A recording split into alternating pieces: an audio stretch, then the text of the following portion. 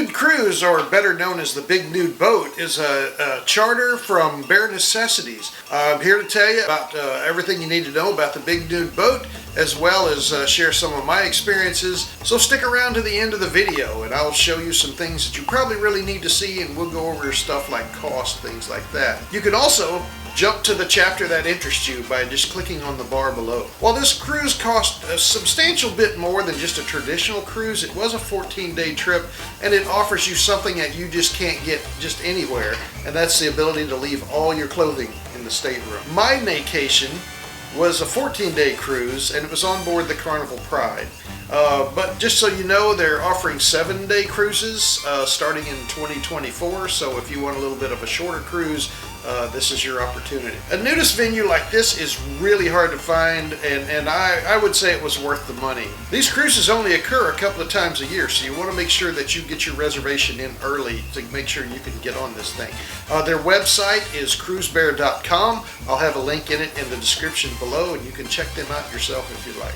It boarded pretty much like any other cruise, and once you got on board the ship, you still had to keep your clothes on. And that went on until we reached a sufficient standoff distance from the port. And then the announcement rang through the ship that it was now clothing optional. And I mean, that announcement had not even died down yet. And then clothes, shirts and bras and pants and shorts and things were flying off, and people were out there in all their glory, warming themselves in the Florida sun and enjoying that warm tropical breeze. The vast majority of passengers were nudists, though there were some swingers thrown in. But with that said, I never saw any instance of any kind of harassment or sexual misbehavior, encroachment, anything like that. So the people were very well behaved. The passengers' age tended to be a little bit on the older side, probably averaging on the high side of the 60s. However, with that said, all ages were represented there. And some of this could have been due to the fact that it was a 14-day cruise, so the younger people that are still working may have had more difficulty getting off work, or dealing with the kids, something like that. I would say the majority of the people on board were probably retirees. If you have different experiences or thoughts on 14 versus 7-day cruises, please let me know in the comments below. I'd love to hear about it. There were all races, all shapes, all sizes represented. There were people from all walks of life. We had scientists, doctors, engineers, blue-collar workers, college professors, teachers. Though, like I said, most people seem to be in the retired side. They came from all over. There was represented people from the U.S., Australia, Germany, the Netherlands, Canada. There was a lot of Canadians there. So you find people from all over. Everybody comes together. All the international barriers drop just so we can all bear all out on the Lido deck. This was an adult-only cruise, so there were no children around. I did joke about some of the younger passengers kind of clinging together in their little groups, probably out of fear as they looked out and saw all the older people, and they looked upon us like we were a part of a zombie apocalypse. I think probably the truth of the matter was they looked out and they saw what the ravages of gravity and time can do to a body, and their little svelte bodies, and they just kind of felt like what the future might look like. Oh, and those that wanting to know about personal grooming, right? I would say for the most part, even though some were natural, most of the gardens were groomed, if you know what I mean. There were areas of the ship that were designated as no camera zones, and rightfully so. You had to be careful that you didn't get any collateral people in any pictures you took, or you had to ask their permission to be in frame, and that's what I did. Some didn't mind, some did. There were also ship's photographers available pretty much anytime you wanted. If you had a certain shot you wanted to do, they could do it, and they would provide that to you with a cost, of course. The entire underway period was clothing optional, though you did have to put your clothes on again when you came into port, at least in the beginning. In later ports where we were tied up at an anchorage, they allowed us to relax the rules a little bit and be clothing optional as long as we stayed off, the upper decks or places that were going to be visible from the land. The cruise's amenities were no different than any other cruise, actually maybe just a slight bit better. I don't know if that's because it was a charter or what. But there's all the things that you would expect when you take a cruise. We had the incredible shows, the comedians, there was a lot of entertainment held daily. There were crafts going on. You could do trivia, you could do karaoke. There was all sorts of things like that. You had the pools. There was 3 swimming pools, 3 hot tub, a water park on the upper decks. So you had plenty of ways to get wet and cool off during those warm Caribbean days. As far as food, you had the normal fare, the dining hall. You could go to the buffet area, and they rotated those pretty much daily, and actually several times a day. There were sushi restaurants as far as the specialty restaurants, as well as a steakhouse.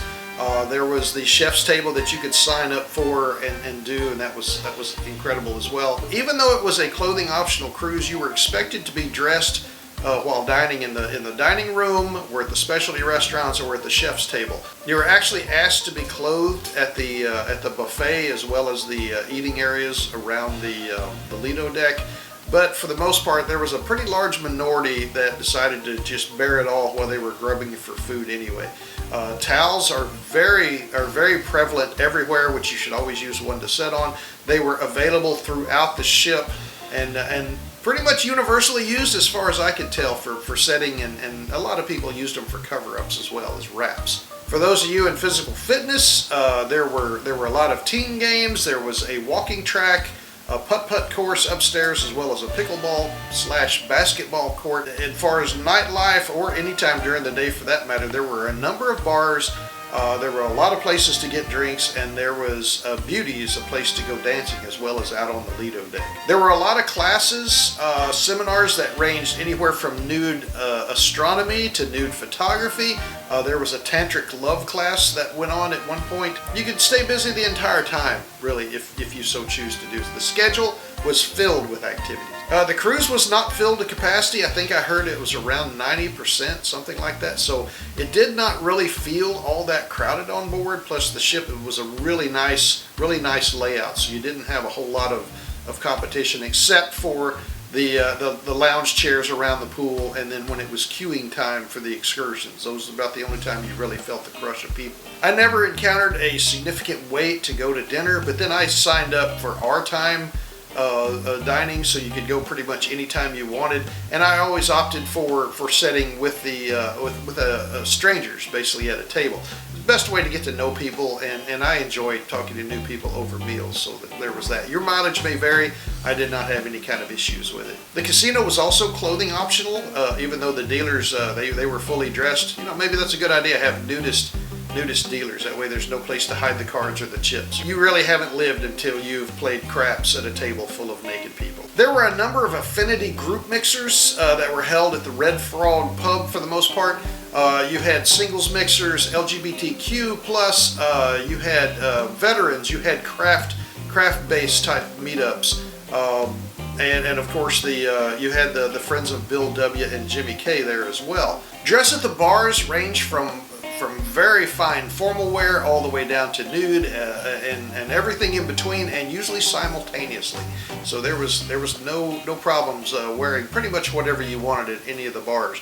The Beauty's Dance Lounge, same thing. There were some people that were dressed, some people that were dressed to the nines, and some people that were totally nude, and again, all things in between. There were a number of theme nights. I think on this particular cruise they had a Roaring 20s night, a 60s night, 80s, glow parties, things like that, and that generally consisted of people just dressing up for dinner, or maybe wearing some subset of costume to the dance or out on the Lido deck afterwards. Usually nude was probably the right costume, even though you can wear some accoutrements and really make that work for you. The cruise director was awesome and was a lot of fun, and kept us well informed of everything going on the ship. Many announcements during the day.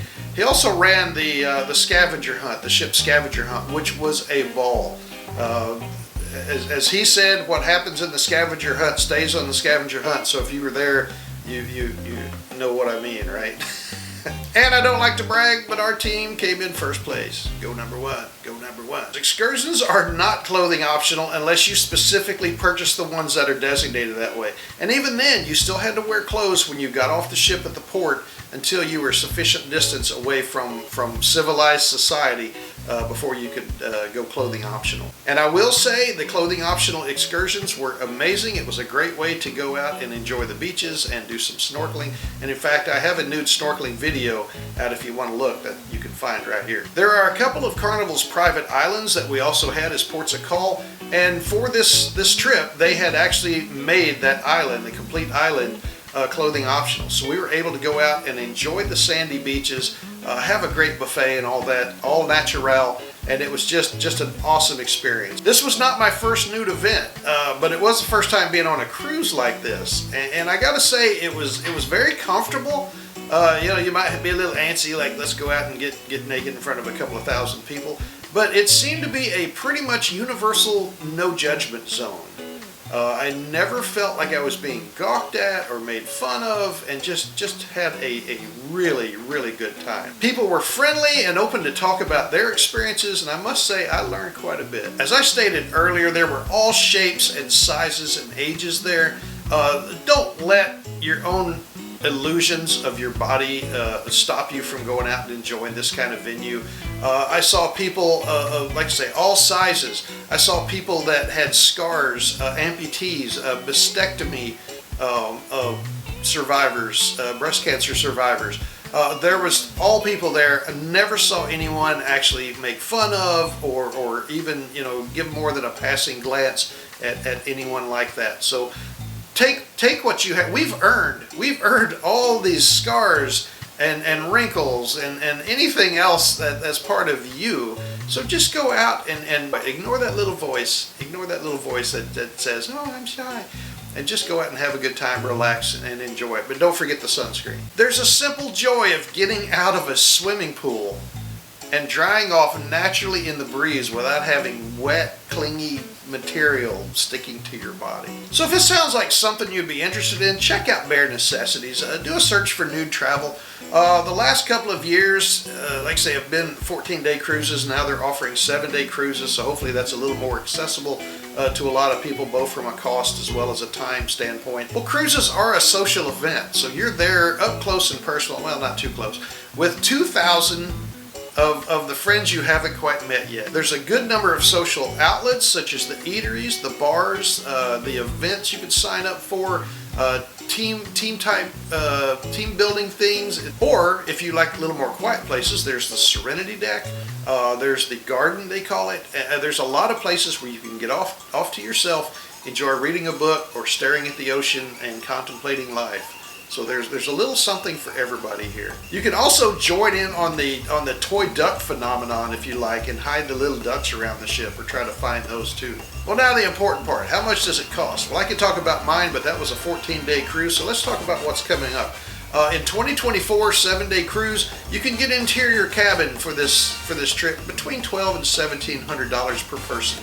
A balcony runs about $2,400 to $2,800, and if you go for the extended balcony, you're going to be paying well over $3,000. For those of you that like the more posh rooms, you can get the junior suites for about $5,000, a little over $5,000, or you can go up to the big suite for probably $8,400-ish. Like I say, it's a little bit more than a regular cruise, but you get something you can't get many other places, and to me that's worth it. For me, this cruise was about perfect. Much better than I've had since then. Will I do it again?